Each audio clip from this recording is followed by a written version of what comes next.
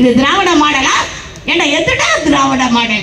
அம்மா கொண்டு வந்த மினி கிளினிக்கை ஸ்டாப் பண்ணிட்டேன். அம்மா உணவகத்தை பாதி பாதியா மூடிக்கிட்டு இருக்கேன். அம்மா சிமெண்ட்டை ஸ்டாப் பண்ணிட்டேன். அம்மா வாட்டர் பாட்டிலை ஸ்டாப் பண்ணிட்டேன். அம்மா கொண்டு வந்த ஒட்டுமொத்த திட்டம் மானிய விலையில ஸ்கூட்டியை ஸ்டாப் பண்ணிட்டேன். எதுவுமே செய்யலங்க, எல்லாத்தையுமே ஸ்டாப் பண்ணிட்டான். புரியல, அதான் பேசுறேன். அது அத்தனை திட்டங்களை ஸ்டாப் பண்ணிட்டா. அப்புறம் பாத்தீங்கன்னா ஒவ்வொருத்தரும் ஒவ்வொரு வாக்குறுதி. இந்த உதயநிதி பாத்தீங்கன்னா நீட்டா சொன்னா. அதுக்கப்புறம் இன்னொரு அம்மா இருக்காங்க பாருங்க, உலக கற்பு கரிசி கனிமொழி. அடே எங்க அப்பா, எங்க அக்கா தான் கற்பு கரிசிக்கு ஒரு செலவு வைக்கணும்னா எங்க அக்காவுக்கு மட்டும்தான் வைக்கணும். அப்படியாப்பட்ட அக்கா, அந்த அக்கா என்ன பண்ணாங்க?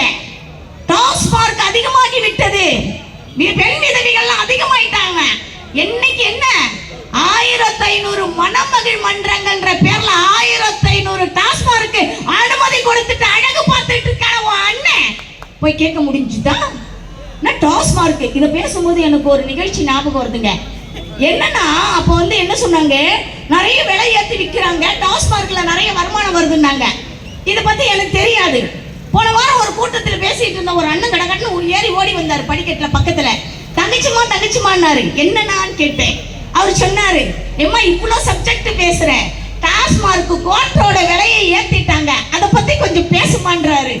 அவ கோட்டர் விலையை கூட ஏத்திட்டு இன்னைக்கு மற்ற குடிக்கார பிரியர்களை கூட இன்னைக்கு கஷ்டப்படுத்துகின்ற ஒரு ஆட்சி உண்டு என்று சொன்னார். அது திமுக ஆட்சியை தவிர வேற எதுவுமே இருக்காதுங்க. அங்க பெரியோர்களை தாய்மார்களை சிந்திச்சு பாருங்க, நிறைய விஷயம் இருக்கு, பேசிக்கிட்டே போலாம். இவனோட ஆட்சியோட அவலங்களை சொல்லிக்கொண்டே போகலாம். ஆக அம்மா கொண்டு வந்த ஒட்டுமொத்த திட்டங்களும் 4.5 ஆண்டு காலம் அம்மா வரவிற்கு பின் செய்த ஒரே தலைவர், ஒப்பற்ற தலைவர் புரட்சி தமிழர் அண்ணன் எடப்பாடியார் மட்டும்தாங்க. அம்மாவால செய்ய முடியாத திட்டம் கூட ஒண்ணு செஞ்சார். இவன் என்ன பண்ணா, நீட்டு கொண்டு வர சூட்சமா இருக்குன்னா எங்க அண்ணனுக்கு தெரியும் கொண்டு வர முடியாதுன்னு. அதனால எங்க அண்ணன் என்ன பண்ணாரு, உள்ஒதுக்கீடு 7.5% கொடுத்து ஒவ்வொரு இடத்துலயும் டாக்டரா உருவாக்கி 11 மருத்துவக் கல்லூரியை ஒரே வருஷத்துலங்க 11 மருத்துவக் கல்லூரி கொண்டு வந்தாரு.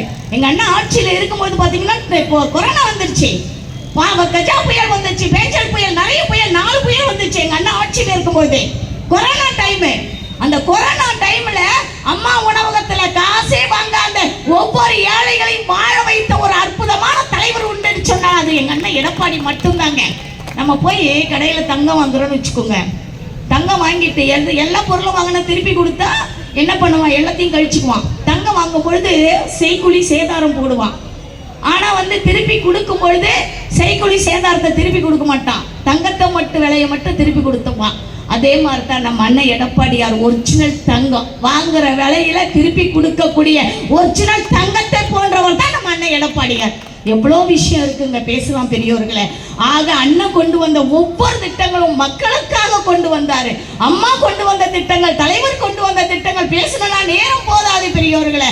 ஆக இந்த தமிழருக்காக எங்க அண்ணன் பார்த்தீங்கன்னா எலெக்ஷன் நேரத்துல பிஜேபி கூட்டணி வேணாம் தொண்டர்கள் முடிவெடுத்தாங்க, வேண்டாம் சொல்லிட்டு தனிச்சு நின்னாரு.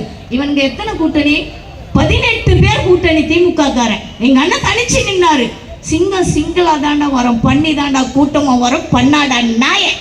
எங்க அண்ணன் சிங்களா போராடிக்கிட்டு இருக்கக்கூடிய ஒரு அற்புதமான தலைவர், உங்களுக்காக வாழ்ந்து கொண்டிருக்கக்கூடிய ஒரு அற்புதமான தமிழர் என்பதை நீங்க தயவு செய்து செஞ்சுக்கிட்டு அவன் சொல்கின்ற ஆசை வார்த்தைகளை நம்பாமல் நீங்கள் வருகின்ற 2020 நிச்சயமா எடப்பாடி அண்ணன் யாரு நிறுத்தினாலும் அவர்களுக்கு வாக்களிக்க வேண்டும் இரட்டை இலை சின்னத்திலே என்று கேட்டு ஒரே ஒரு கதை சொல்றேன் கேளுங்க. சென்னையிலிருந்து விழுப்புரம் வரைக்கும் ஒரு பஸ் கிளம்புச்சு. பஸ்ல எல்லாரும் ஏறி உட்கார்ந்தாங்க. ஒரு வாட்டச்சாட்டமான இளைஞர் ஏறி உட்கார்ந்தாரு. பஸ் கிளம்பி மேல்மருத்தூர் தாண்டி சாப்பிட நிறுத்தினாங்க. டிரைவர் சொன்னாரு, 10 நிமிஷத்துக்கு வண்டி நிக்க, டிஃபன் சாப்பிட்றவங்க காபி சாப்பிட்றவங்க போய் சாப்பிட்டு வரலான்னாரு. எல்லாரும் வண்டியை விட்டு இறங்கிட்டாங்க. அந்த வாட்டச்சாட்டமா இளைஞர் ஏறினார் இல்லைங்களா, அவர் மட்டும் வண்டியை விட்டு இறங்கவே இல்லை. 10 நிமிஷம் கழிச்சு டிரைவர், கண்டக்டர், பேசஞ்சர்லாம் வண்டியில ஏறிட்டாங்க. டிரைவர் வண்டி எடுக்காம இப்படி தேடிக்கிட்டு இருக்காரு. கண்டக்டர் கேட்கிறாரு, மணி ஆச்சு, சீக்கிரம் வண்டி எடுப்பா. எனக்கு என்ன வண்டி எடுக்க கூடாதுன்னு ஆசையா, என்ன இங்க இருந்த கீர் ராடை காணோம், அதை நான் தேடிக்கொண்டு இருக்கிறேன் அப்படின்னாரு. ஏன்னா 10 நிமிஷத்துக்கு முன்னாடி இருந்த கீர் ராடு எங்கடா போச்சு, நீ பாத்தியான்னு கேட்டாங்க. யாரும் பார்க்கலன்னாங்க. இந்த வாட்டச்சாட்டமா ஒரு இளைஞர் இருந்தால் இல்லைங்களா, அவன் அங்கே இருந்து நேரா வந்து டிரைவர் சார் என்ன தேடுறீங்கன்னு கேட்டான். டிரைவருக்கு கீர் ராடை காணோன்ற கோபத்துல மக்க ஓரம் போய் உட்காருனா. நானே கீர்ராட காலம் தேடிக்கிட்டு இருக்கு, வந்து தொல்லை கொடுக்குறேன் அப்படின்னா. அதுக்கு அவன் சொன்னான், கீர்ராடையா தேடுறீங்க, அது யார்கிட்டயும் இல்லை, என் கிட்ட தான் இருக்கு, இந்த வச்சுக்கணுங்கன்னு கொடுத்தான். டிரைவருக்கு ஒன்றும் புரியல. ஏன்டா படுபாவை கீர்ராட பிடிங்கி வச்சேன்னு கேட்டாரு. அதுக்கு அவன் சொன்னான், நானும் சென்னையில ஏறி உட்கார்ந்ததுல இருந்தே பாக்குறேங்க, முன்னுக்கோ பின்னுக்கோ முன்னுக்கோ பின்னுக்கோ புடுங்க முடியாம ஆட்டிக்கிட்டு இருந்தீங்களா, நீங்க ஏன் கஷ்டப்படுறீங்க, 10 நிமிஷம் நான் வெட்டியா தானே இருக்கேன், அதுக்காக தானே பிடிங்கி வச்சேன் அப்படின்னா.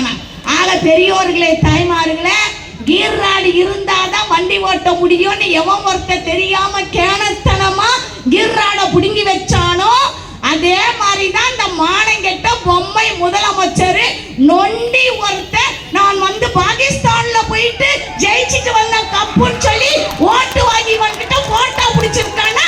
அப்படியாப்பட்ட ஒரு மானங்கெட்ட முதல்வர் இந்த தமிழ்நாட்டிற்கு தேவையா என்பதை சிந்தித்து பார்த்து வருகின்ற தேர்தலிலே உங்களுடைய பொன்னான வாக்குகளை இரட்டை இலை சின்னத்திலே தாருங்கள் தாருங்கள் என்று கேட்டு வாய்ப்புக்கு நன்றி கூறி விடைபெறுகிறேன். நன்றி, வணக்கம்.